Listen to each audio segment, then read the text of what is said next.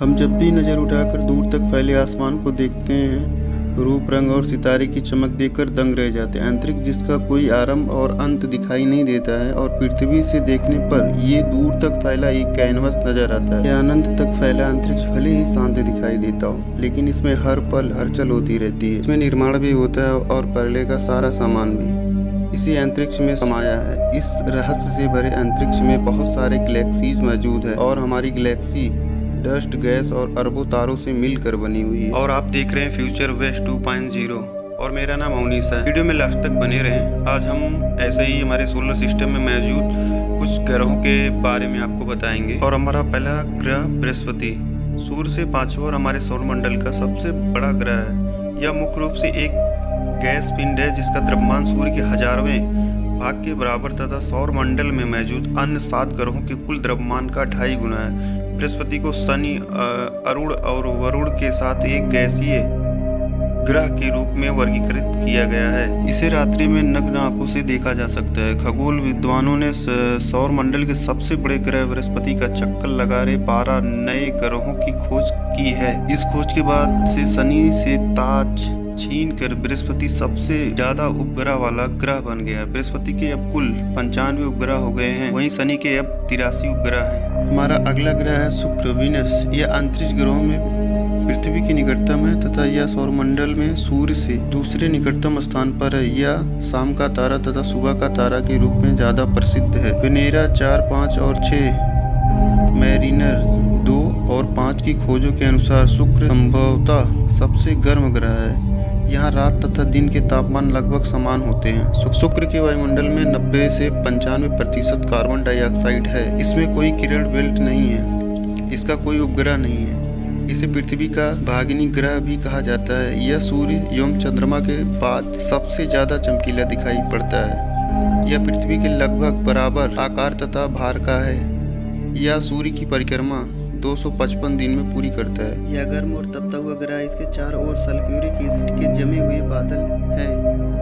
अब हमारा अगला ग्रह आता है हमारी पृथ्वी, अर्थ। यह सौरमंडल में सूर्य से तीसरे निकटतम स्थान पर है। इसे अपने अक्ष पर एक चक्कर लगाने में 23 घंटे 56 मिनट तथा 4.09 सेकंड लगते हैं तथा यह पूरे 365 दिन में सूर्य की परिक्रमा पूरी करती है। इसके वायुमंडल में ऑक्सीजन व्याप्त है तथा इस पर जल भी है जो यहाँ जीव का आधार है। इसका उपग्रह चंद्रमा है। यह माना जाता है कि पृथ्वी की उत्पत्ति ग्रहाणुओं के एक ठंडे समूह से हुई है। जैसे जैसे अधिक ग्रहाणु पृथ्वी से टकराते रहे तथा इसके साथ जुड़ते रहे, उनकी गतिज ऊर्जा उष्मा में परिवर्तित होती गई। यूरेनियम, थोरियम और पोटेशियम के परमाणुओं के रेडियोधर्मी विकिरण तथा पृथ्वी के संपीड़न के कारण ये धीरे धीरे गर्म हो गए। इसके कारण पृथ्वी की सतह से उसकी उत्पत्ति के पहले 80 करोड़ वर्ष तक के समस्त रिकॉर्ड नष्ट हो गए। पृथ्वी का ताप बढ़ने पर लोहा पिघल गया। ये भारी पदार्थ इसके केंद्र की ओर गिरने लगे, जिससे हल्के पदार्थ पिघले लोहे द्वारा विस्थापित हो गए।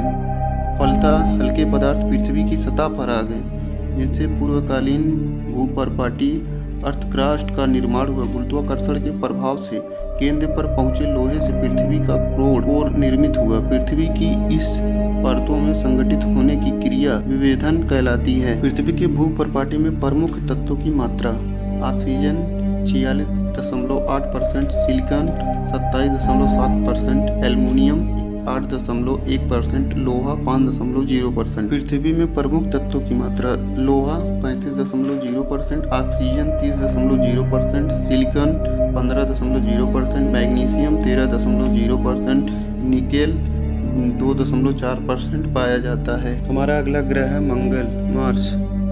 यह सौरमंडल में सूर्य से चौथे स्थान पर स्थित है। यह एक चमकीला ग्रह है। इसके 2 उपग्रह हैं जिनको फोबोस और डीमोस के नाम से जाना जाता है। यहाँ पर कई ज्वालामुखी, गहरे गड्ढे तथा ऊबड़ खाबड़ ऊंचे भूमि भाग हैं।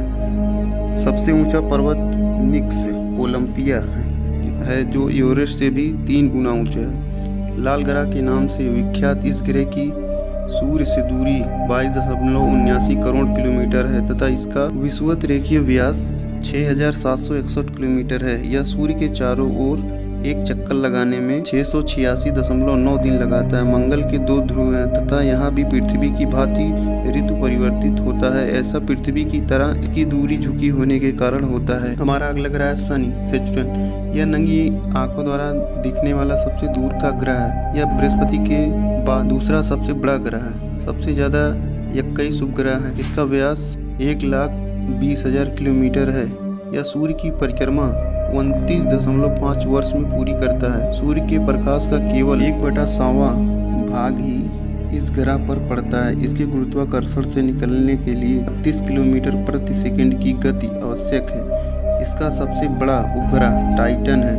यह सूर्य से 6ठे स्थान पर स्थित है। इसका घनत्व पृथ्वी से कम है। इसमें बृहस्पति की तरह सफेद अंडाकार और पट्टीनुमा हल्के और घने बादल हैं। इसकी वलय अवस्था सबसे महत्वपूर्ण है। इसके उपग्रह टाइटन पर नाइट्रोजन वाला वायुमंडल है।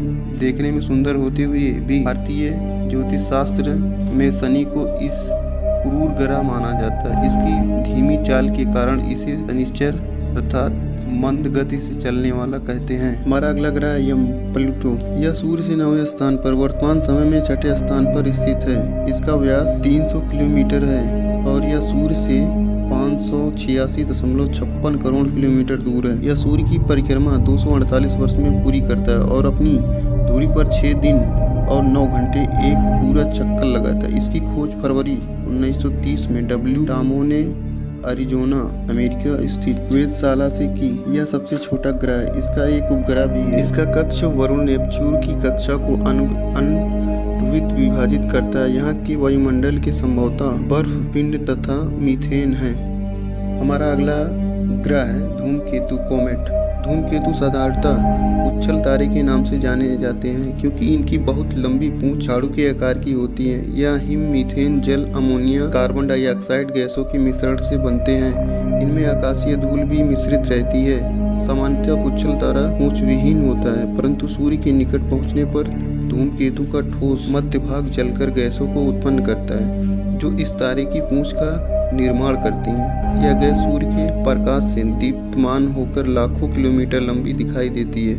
अनुमान है कि सौरमंडल में 1,20,000 धूमकेतु विद्यमान हैं। इनमें से 600 से अधिक खोजे जा चुके हैं। कुछ धूमकेतु एक बार के बाद दोबारा दिखाई नहीं पड़ते, लेकिन हैली जैसे कुछ धूमकेतु दोबारा दिखाई पड़ते हैं। हमारा अगला ग्रह है चंद्रमा, मून। चंद्रमा की उत्पत्ति के बारे में विभिन्न समय अंतरालों में विभिन्न मत प्रस्तुत किए गए हैं। इनमें कुछ इस प्रकार हैं। प्रथम परिकल्पना के अनुसार पृथ्वी तथा चंद्रमा गुरुत्व शक्ति से जुड़े युग्म ग्रह के एक दूसरी संभावना जिसे केपलर कैद की परिकल्पना कहते हैं के तहत यह माना गया है कि चंद्रमा की उत्पत्ति नेबुला के दूसरे भाग में वृद्धि के फलस्वरूप हुई है, जहाँ परिस्थितियां आंतरिक ग्रहों के बनने के प्रतिकूल थी। बाद में पृथ्वी के चंद्रमा को अपने आप में कैद कर लिया। ऐसा बताया जाता है कि चंद्रमा घूमते घूमते अचानक पृथ्वी के समीप आ गया था।